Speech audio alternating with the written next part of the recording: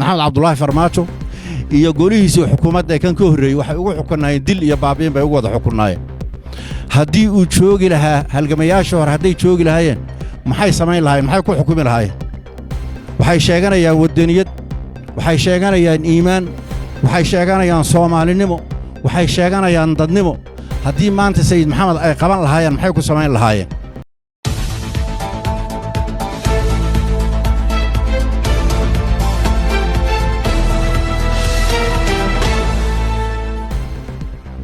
subax wanaagsan saaxiib yaar meel kastoo aad joogtaan u diyaargarooba idaacaddeenna subaxnimo inaad ka daawataan janalkeena youtube-ka ee sirta weerarka iyo calanka news ayaad naga daawanaysaan waa subaxnimo isniina taariikhduna waxay ku beegantahay 24 janaayo sanadkan cusub ee 2022 idaacaddeenana qodobada ugu waaweyn waxaa qayb ka ah filcilin taariikhi ah oo ka dhalatay go'aankii xukuumadda Soomaaliya oo jabhadda ONLF iyo Cabdikariin Sheekh Muuse qalbi dhagaxba loogu saaray liiskii midoobaha argagixisada iyo raaligelin loo siiyay qalbi dhagax haddaba filcilinta taariikhiga ee ka dhalatay go'aankii xukuumadda shalay ee qaaday sida loogu filciliyay ayaan idin soo gudbin doonaa qalbi dhagax qudhiso oo xalay hadlay uu sheegay inay qaadi doonaan tallaabooyin waaweyn dacwadna ay ku soo oogi doonaan farmaajo iyo waliba sidoo kale ra'iisul wasaarihii hore ee Soomaaliya Xasan Cali Kheyre asagoo taageeray go'aanka xukuumadda Roble haddaba maxay noqon kartaa dacwadda lagu soo oogayo farmaajo iyo waliba Xasan Cali Kheyre nooca dacwadda ay noqon karto iyo sida ay u saameyn karto ayaan idin soo gudbin doonaa 6 arin oo sabab u ah amni darrada ka jirta caasimadda ee dilalka Muqdisho oo sii kordhaya 6daas arin iyo amni darrada caasimadda dilalka qaraxyada iyo walal xoog laga muujinayo idin soo gudbin doonaa wasiir Bayle oo ka hadlay arin laga faafiyay oo ku saabsan qalbi dhagax inuu diidanaa in jabhadaasi amliiska midooba argagixisada in laga saaro hase yeeshee waa uu beeniyay warkii laga faafiyay wasiirka maaliyadda arrimahaasi ka hadlay idin soo gudbin doonaa iyo Xasan Cali Kheyre oo wajahaya eedeymihi ugu cuslaa xalise baraha bulshada si weyn lagu madeystay Kheyre wuxuu wajahayaa dhibaato weyn oo ku saabsan dhiibistii qalbi dhagax taasoo laga yaabo xitaa ololihiisa doorasho inay saameyso ama inuu tartanka doorashada ka haray iyo maxaa ka soo kordhay madaxweynihii hore Galmudug Axmed Ducaale Gelle Xaaf oo wali ku xaliman garoonka diyaaradaha Hargeysa qodobadan kuwa kale muhiim ayaan ku soo qaadan doonaa idaacaddeenna subaxnimo qayb ka noqo saaxiibada ku xiran channelkeena subscribe noo dhig gambrelkana taabasay kugu soo dhacaan macluumaadka warbixinadeena subaxnimo soo dhawaada saaxiibayaal waagaag arrimaha la xiriira qalbi dhagax iyo qudhiso oo ka sheekeynaya dacwadda uu ku soo oogayo Kheyre iyo farmaajo intaan eegin arrimaha amniga aan ku hormariyo 6 arin ayaa sabab u ah amni darrada iyo dilalka caasimadda ku soo kordhay ee Muqdisho ka soconaya magaalada caasimadda ee Muqdisho waxaa mar kale ku soo laabtay dariiqii dilalka qorsheysnaa iyo waliba sidoo kale walal xoog leh iyo cabsi soo wajada dadka caasimadda ku nool kuwaas oo ka baqaya qaraxyo iyo dilal toogasho iyadoo dilalka iyo qaraxyada caasimadda u muuqdaan kuwa sii kordhaya marka loo eego 24 saac la soo dhaafay 3 toddobaad ugu dambeysay waa naadir in habeen iyo maalin oo Muqdisho qofna lagu toogin ama qarax uu ka soo ka dhicin sida ay noo xaqiijin ila dhanka ammaanka ah waxay noo sheegeen 2 toddobaad ugu dambeysay in habeen ama maalinba magaalada Muqdisho qof lagu dilayay qofna lagu dhaawacayay sidoo kale qaraxyadu ay dhacayeen qaar kamid ah kuwa qaraxyada dhacaya iyo dilalka ayaa la sheegay inay kuwa qorsheysan ay fulinayeen kooxda al-shabaab qaarna waxay kuwa ay fulinayeen burcad hubeysan oo ciidanka dawladda qaarkood qaybka iyo kuwa aan ciidanka dawladda aan ka marqadan kuwaas oo bartilmaameedsanaya dadka shacabka waxay arrimahan dhalisay dhowr arrimood oo la sheegay in sabab u tahay waxa ugu horeysa isticmaalka daraagiska ama daroogada oo caasimadda ku badatay taasoo lagu faa'iideysanayo waqtiga kala guurka taasoo keentay in dilalku ay kordhaan sidoo kale habacsanaan dhanka amniga jirto ciidamada dawladda oo ka gaabiyay howlihii dhanka amniga iyo saraakiishii oo siyaasadda aaday dadku waxay ku jiraan dalku wuxuu ku jira xilli doorasho dad badan waxay isweydiinayaan maxaa sabab u ah dhibaatooyinka amniga caasimadda ka dhacaya waqtigan la joogo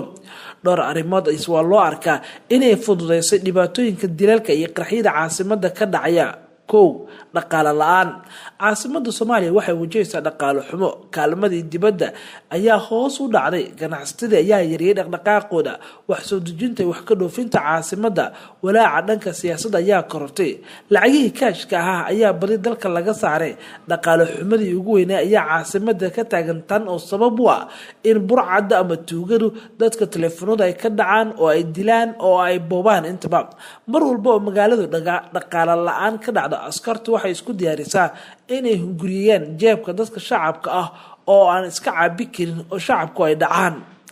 laba madaxda ciidanka oo siyaasadda aaday. nidaamka madaxweyne Farmaajo wuxuu hunguri siiyey siyaasiyiinta ka sokow hogaamiyaasha ciidamada dowladda xamar jooga, kuwaas in hoteelo la fadhiisiyay oo raba inay qayb ka noqdaan baarlamaanka 11aad. waa nidaamka Farmaajo wuxuu soo kordhiyay, waxay raadinayaan xildhibaannimo ama xitaa haddii ayaga rabin waxay u raadinayaan qof ay adeerayeen ama qof reerkooda ah ayay xildhibaannimo beeshooda kaga baadigoobayaan. shakhsiyaadkaasi saraakiisha oo dhanka siyaasadda soo aaday ayaa loo arkaa firaaq qolo amni ah oo caasimada soo korortay. saddex khilaafka madaxda sare. muddooyinkii lasoo dhaafay waxaa soo noqday khilaafka madaxda sare ee dalka oo ciidamadu ay ku milmeen, iyadoo khilaafkaas weli wax xal aan laga gaarin. mar walba oo madaxda sare isku dhacaan waxa ay hogaanka ciidamadu ay noqdaan kuwo la safta dhinacyada ishaya ee siyaasadda. khilaafka Farmaajo Roble wuxuu kala qeybiyey madax kala duwan oo sabab u ah dayaca dhanka amniga ee ka jira caasimada, maadaama aysan askartu si buuxda ula shaqeyn hogaanada ciidanka. afar wada shaqeyn la-aanta ciidanka iyo shacabka. marka la joogo caasimada Soomaaliya Muqdisho aad ay u yartahay in ay wada shaqeeyaan laamaha ammaanka ama amniga iyo waliba dadka shacabka. waxaa jira kalsooni xumo askartu ay lagu qabo oo dadka shacabka ay ku qabaan, taasoo keeni karta inaasan xogaha dhanka amniga si sahlan askarta aan lagula wadaagin. hadal dhawaan kasoo yara qaar kamid dadka shacabka waxay sheegeen nafsadooda ay halis ku jirto haddii ciidamada amniga xogaha lala wadaago ay ka baqeen dhinaca kale in si fudud u helaan. shan maandooriyaha.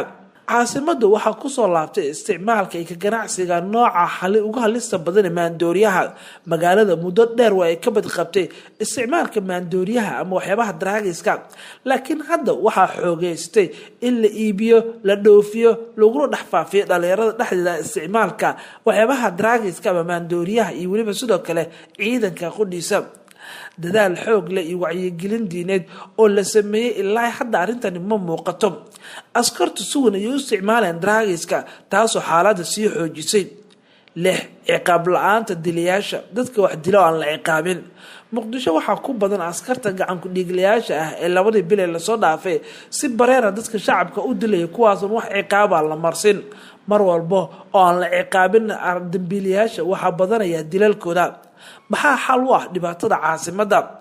dad badan ayaa qaba haddii hogaanka ciidanka ay ka haraan siyaasadda, shaqadooda ay qabsadaan ay tahay xalka ugu dhow caasimada lagu badbaadin karo, taasoo lagu yareyn kara dilalka, qaraxyada iyo weliba beegsiga shakhsiyaadka qaarkood. dadka oo daraso siyaasadda ayaana kuu sheegaya haddii tallaabooyinkani la qaado ay suurtagal ka dhigi karto inay yaraadaan dhammaanba qodobadii aan kasoo sheekeynay ee caasimada ka dhaca. maxaa kasoo kordhay xarigii madaxweynihii hore ee Galmudug ee xalay ku weyda xabsi ku yaala garoonka diyaaradaha ee magaalada Hargeysa? intii xalay warkiina daabatay waxaan la wadaagnay in shalay gelinkii dambe magaalada Hargeysa lagu xiray madaxweynihii hore ee Galmudug Axmed Ducaale Geelle Xaaf ayaa hay'adaha ammaanka Soomaaliland waxay ka hor istaageen in gudaha Hargeysa uu sii galo. warar soo baxaya sheegay in xalay uu ku weyda qaybta VIP-da garoonka, halkaas lagu xiray maantana la wado in loo soo dhoofiyo magaalada Muqdisho. wararku waxay intaa ku dareen Axmed Ducaale Geelle Xaaf oo magaalada Hargeysa u tagay arrimo ganacsi, maadaama halkaas uu ku leeyahay hoteelo waaweyn oo dhanka ganacsiga ah. laakiin Soomaaliland ayaa la sheegay inay u diideen inay gudaha u galaan, sababtaas waxaa loogu micnay inuu yahay musharax xildhibaan oo dowladda Soomaaliya ku tirsan. dhowr jeer ayuu tagay magaalada Hargeysa isagoo howlo ganacsi u tagay oo waxba aan la dhihin, markaas wax xilaa muusan hayn, wuxuu waa nin ganacsi. laakiin hadda wuxuu isku soo sharaxay xilka xildhibaannimo ee Galmudug kursigiisa uu yaalo. ma cadda sababta loogu diiday in gudaha u gala Hargeysa mana jirto hadal ka soo baxay xukuumadda Soomaaliland, laakiin ilaa xogta hanken ayaa inoo sheegay in sababaha ugu weyn ee loogu diiday ay qayb ka tahay asagoo ah musharax qarsoon. haddaba wararka la xiriira falcelinta cabdikariin sheekh muuse qalbi dhagax ee qalbi dhagax oo dacwad kusoo oogaya ay markan isdul istaagdir aan ku hormara xasan cali kheyre oo la xaqiijiyay in uu qudhiisa diidanaa dhiibistii qalbi dhagax afayeenka ururka onalef عداني حرسي موجة ورئيس بحيني أيها شيء إن حكومة حل عاصي جرتي يقول ده أي كنا قنكرت دي بس قلب نجح لكن وحو شيء إن وقت عاصي فرماجوها نينك وعد كاي جوان دي بس قلب نجح لها أفين كجبهة در أنا لف أيها شيء إن أي أجايين حالة حل عاص أو وحو شيء إن حسن علي خير الرئيس الوزراء ها ومركز قادنا يجوان كمدحوني سب مدحوني فرماجنو ها نينك إسكالها جوان دقار إلا حد ديبسته قلب نجح ينسد كل جبهة دينا لقدره ليس كمدوب الجحسدا وحو شجع فيين كأنت اللابد عاس حد قاعد حكومة أي عقبلين وأرى الجلين تقلب نجح ين جبهة لقى صاروا لكن سياسيين بدنوا حكومة كوتشرا يا إنه شجع إنها فرماجي ينسد كل تليه هراء إنه بسجود حيل عاسي عبد الله علي سبلوشة أي مسؤول كاهين وحيد عيب haddaba dhanka kale falcelin taariikhi ayaa ka dhalatay go'aanka dawladda iyo jabhadaba loogu badbaadiyay shacabka Soomaaliyeed inta badan siyaasiyiinta Soomaaliyeed ayaa aad u soo dhaweeyay go'aankii shalay ee golaha wasiirada liiska looga saaray argagixisada iyo Cabdikariin Sheekh Muuse qalbi dhagax oo raaligelin la siiyay siyaasiyiin ku jiro madaxweynayaal hore Xasan Sheekh Shariif Sheekh Axmed iyo hogaamiyaha xisbiga wadajir sidoo kale Maha Salaad Axmed Macalin Fiqi ayaa qayb ka dadkii bogaadiyay qaar kamid ah go'aanadii soo baxay aan ku hormara Xasan Sheekh in ololef argagixiso lagu sumudayo waxay muujinaysaa madax banaanin la'aanta siyaasadeed ee arrimaha dibadda mudooyinkii ugu dambeeyay soo laabatay laakiin go'aanka maanta xukuumaddu ay qaadatay waa mid soo celinaya wada shaqayntii tooska ah dhanka diblomaasiyadeed ee dhexmareysay dhinacyada kala duwan ee Soomaalida waxaan bogaadinayaa tallaabadii ra'iisul wasaaraha iyo golihiisa wasiirada ay qaadeen ayuu yiri Xasan Sheekh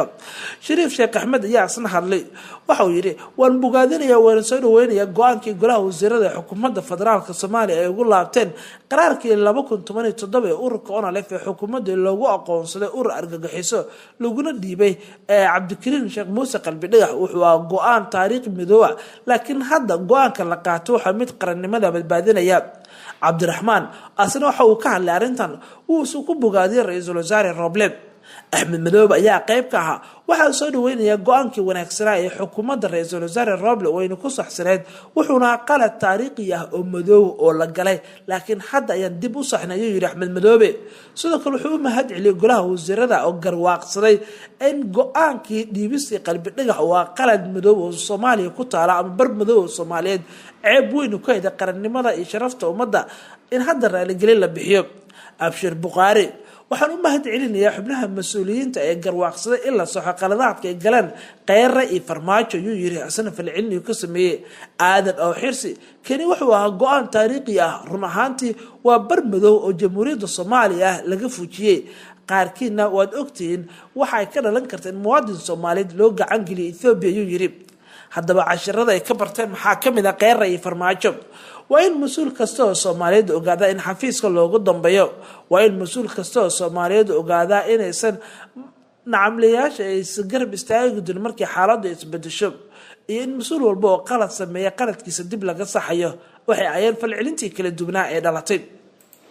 haddaba markan Cabdikariin Sheekh Muuse qalbi dhagax qodiisa waa uu hadlay magaalada Nairobi asagoo ku sugan iyana warbaahinta la hadlay wuxuu sheegay in dacwadu ku soo oogayo Kheyre iyo sidoo kale Farmaajo ka dambeeyay dhibisita Cabdikariin Sheekh Muuse qalbi dhagax ayaa sheegay in tallaabadaas ay leedahay meel si weyn asagoo dhaawacda dacwadu ku soo oogay ragii ka dambeeyay in magaca dowladnimada la dilo asagana Ethiopia loo gacan geliyo oo la dhiibo waxa uu sheegay dacwadaas in si toos ah u saameyn doonto Kheyre ra'iisul wasaarihii hore ee Farmaajo shirkiisa jaraa'id xal Nairobi ayaa idin soo gudbin doona asaga ayaan ugu dambeyn doonaa idaacadeena subaxnimo kulanka maanta golaha wasiiradu saad la socotaan waxay kaga hadleen jariimo hadda ka hor dhacday oo loo geystay ummadda Soomaaliyeed guud ahaan gaar ahaan loo geystay jabhadda wadaniga xoreynta ogaadeynaya oo qayb ka ahayd ama ahayd cidii ugu dambeysay ee hadda waday halgankii soo jireenka ah ee ummadda Soomaaliyeed nasiib darro wixii hore u dhacay waynu ogeyn waxaan rabaa inaan marka marka ugu horeysa aanu mahad celino ra'iisul wasaare maxamed xuseen rooble iyo xukuumaddiisa oo maanta dib u buriyey qaraarkii xaqdarrada ahaa ee xukuumadda golaha fulinta ee Soomaaliyeed uu qaatay 16 aan dhaho bishii 9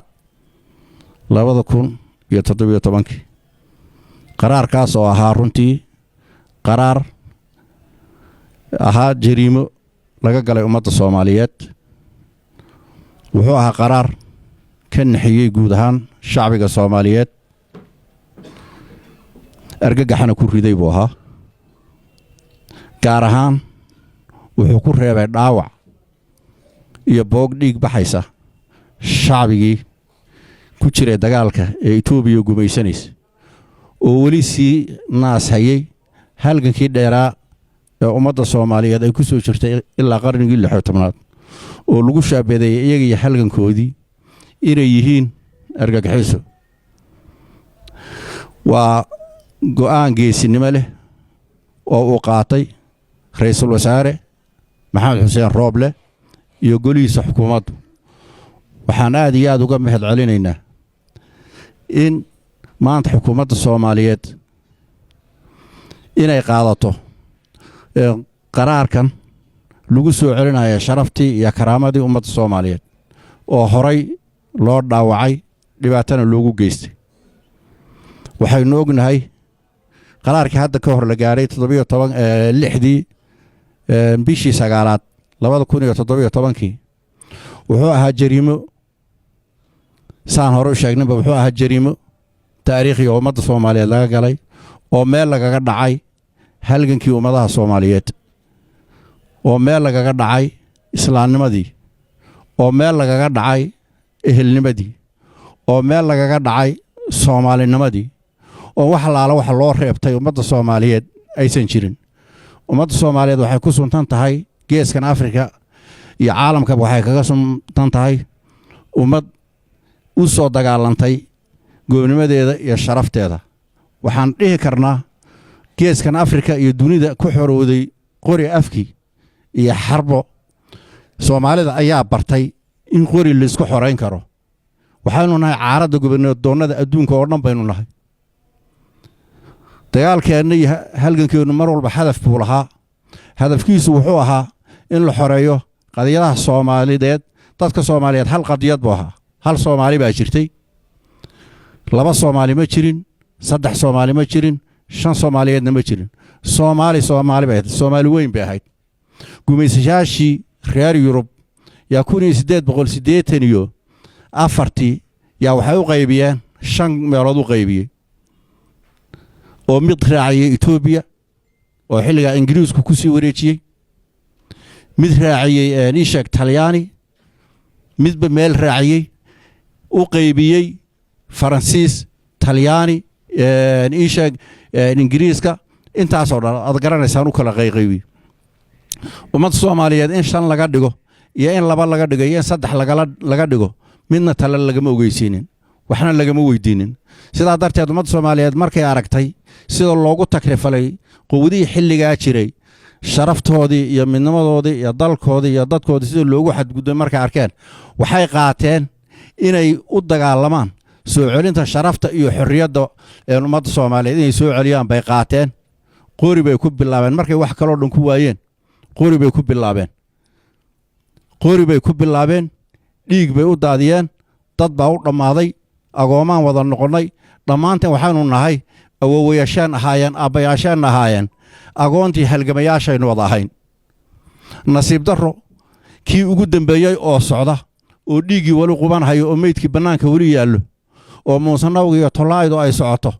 oo dariiqii ummadda Soomaaliyeed ku heshiisay ee xoreynta qadiyaha la gumaystay ee ummadda Soomaaliyeed ahayd yaa xukuumaddii xilligaa jirtay waxay qaadatay inay burburiso karaamadii iyo taariikhdii iyo halgankii ummadda Soomaaliyeed inay burburiso ayadaa qaadatay waxay ku tilmaantay halgankii halgan argagixisa ah waxay ku tilmaantay halgamayaashii fidmo walayaal waxay u gacangelisay halgamayaashii cadowgii ummadda Soomaaliyeed ee la dagaalamaynay ilaa qarnigii 16aad ee la wada yaqaanay cadowga taariikhiga ah ee la yaqaanay ummadda Soomaaliyeed weligeed leedahay ee la wada yaqaanay ee la isku raacsan yahay haddaan idin weydiiyo waa kuma dhihi lahaydeen idinku waa Itoobiya wey oo la dagaalamaynay muddada inta leeg kaasay u jabisay u gacangelisay markaasay waxay ku xukuntay in ay halgankan iyo halgamayaasha iyo shacbiga halgankan wadayba in ay yihiin argagixiso caalami oo u sharciyeyso macnaheedu ahaa meel kastoo lagu arko waa lagu dili karaa dad 12 milyan yaa ilaa hadda xukuumaddii jirtay ee madaxweyne maxamed cabdullaahi farmaajo iyo golihiisii xukuumadda kan ka horreeyay waxay ugu xukunaayeen dil iyo baabiin bay ugu wada xukunaayeen haddii uu joogi lahaa halgamayaasha hore hadday joogi lahaayeen maxay samayn lahaayeen maxay ku xukumi lahaayeen waxay sheeganayaan wadaniyad waxay sheeganayaan iimaan waxay sheeganayaan Soomaalinimo waxay sheeganayaan dadnimo haddii maanta sayid maxamed ay qaban lahaayeen maxay ku samayn lahaayeen hadday Nasrullah 64 qaban lahaayeen maxay samayn lahaayeen 77 dagaalkii aynu galay maxay u yaqaanaan Axmed Gurey halgankuu soo maray maxay u yaqaanaan oo wanalaf maxay kaga duwanayd sidaa darteed waxaan inaba loo aabayeelin ummadda Soomaaliyeed iyo halgankeedii iyo mabaadi'deeda xalaasha iyo jiritaankeedii yaa meel lagaga dhacay waxaan markaa u mahad celinaynaa xukuumadda ra'iisul wasaare maxamed xuseen rooble oo garatay inay dhaqdo boogtan inay daaweyso dhaawacan garatay maanta yaanu mahad celinaynaa si aan marnaba la qiyaasi karin aanu soo dhaweynaynaa aad iyo aadna aan ugu faraxsanahay waxaan leenahay waxaa soo celiseen walaalayaal sharaftii ummadda Soomaaliyeed hankii iyo isla weynidii ummadda Soomaaliyeed damiirkii ummadda Soomaaliyeed waxaa daaweyseen dhaawacyo dhiig baxaya ummad baa maral u ahayd dunuubta laga galay shacbiga Soomaaliyeed iyo jawrka lagu falay ay ku sameeyeen xukuumaddii ummadda Soomaaliyeed ee loo igmaday inay ummadda Soomaaliyeed karaamadeeda iyo qiyamkeeda iyo dadnimadeeda dhisto waxaa yaab lahaa 70 qof dad oo dawladda Soomaaliya xilliga u talinayay Jamhuuriyadda Federaalka Soomaaliya u talinayay inay isku raacaan inay qadiyadda ummadda Soomaaliyeed ku sheegaan argagixiso inay muwaadiniin Soomaaliyeed oo weligood dalkooda dambi ka gelin waqtigoodii oo dhan dalkan geliyay dhiigoodii u huray dadkoodii u baaba'ay loo dhiibay cadow ma ahayn oo kaliya wixii la dhiibay Cabdikariin Sheekh Muuse kaliya ma wasan ahayn waxaa jiray kuwa kale oo meelo kale laga dhiibay xilliyo badan mar walbana kuwaas waan xusuusnaanaynaa iyo ciddii dhiibtayba waan xusuusnaanaynaa waxaan runtii rabaa inaan xuso xukuumadda xilligaas gashay jariimada intaa leeg ashxaas ku jirtay oo aan mar walba aan doonayna si gaar ah inaan u taabanno oo ummadda Soomaaliyeed ka mudan sharaf iyo xusid dheeraad mar walba sida Dictorayso Maryam Qaasin oo aan naqaano halgama taariikhda ummadda Soomaaliyeed beeldaaba ka galay sidoo kale wasiir Juxo oo dadaal aad iyo aad u badan isaguna bixiyay dood badan bixiyay oo badan sameeyay ilaa markii dambe isagu uu shaqadiisii iyo xilkii uu dalka u hayay uu ku waayay sidoo kale wasiir Omar oo isaguna dadaal badan geliyay in arintaas laga aamuso laga joogsado intii arintaas waxaa jiray kuwa kale oo ka maqnaa xilligaas yaa jiray dhammaantood intii ka xumayd iyo intii diidayba si gaar ah waan u naqaanaa waan u mahad celinaynaa mar kale iyo mar walba waxaan u mahad celinaynaa marka maxamed xuseen rooble oo leenahay ha jira magacaagu adiga xukuumaddaadu ummadda Soomaaliyeed waxaad ka daaweyseen dhaawac khatara waxaad dhaydeen quluubtoodii waxaan jeclahay inaan si gaar ah aan u taabto sida oo kale dadaalka ra'iisul wasaaraha aniga waan is aragnay hadda ka hor waan filayay in uu arintan ku maqan yahay laakiin caqabado badan iyo istaakulo badan oo loo dhigay yaa dib u dhac keenay inuu arintan mar hore golaha wasiirada soo hordhigo uu ku tala gashana laakiin istaakul iyo xanibyo badan oo loo dhigay ayaa lugta jiidayay maantana soo gaarsiiyay wuxuu qaatay asaga iyo golihiisa wasiiradu runtii go'aan geesinimo leh oo ay ku dhiiradeen inay ummadda Soomaaliyeed cambaartan iyo boogta ka daaweeyaan aad iyo aad baan idinku mahad celinaynaa waxaan jeclahay iyagana inaan xuso wasiiro dadaal dheeraad geliya arrintan runtii oo muddo ka soo shaqaynayay sida wasiiru dawlaha xafiiska ra'iisul wasaaraha mudane Cabdixakiin Sheekh Xasan Ashkir wasiirka gaashaandhiga wasiirka qorsheynta Jimaal wasiirka ay sheegeen amniga iyo wasiirro kale oo hadda magacyadooda wada xusi karin oo waqti geliyay in arrintan mar la horkeeno golaha ummadda Soomaaliyeedna la daaweeyo damiirkooda iyo qulubtooda la muddo ka soo shaqaynayay maantana ku guuleeyay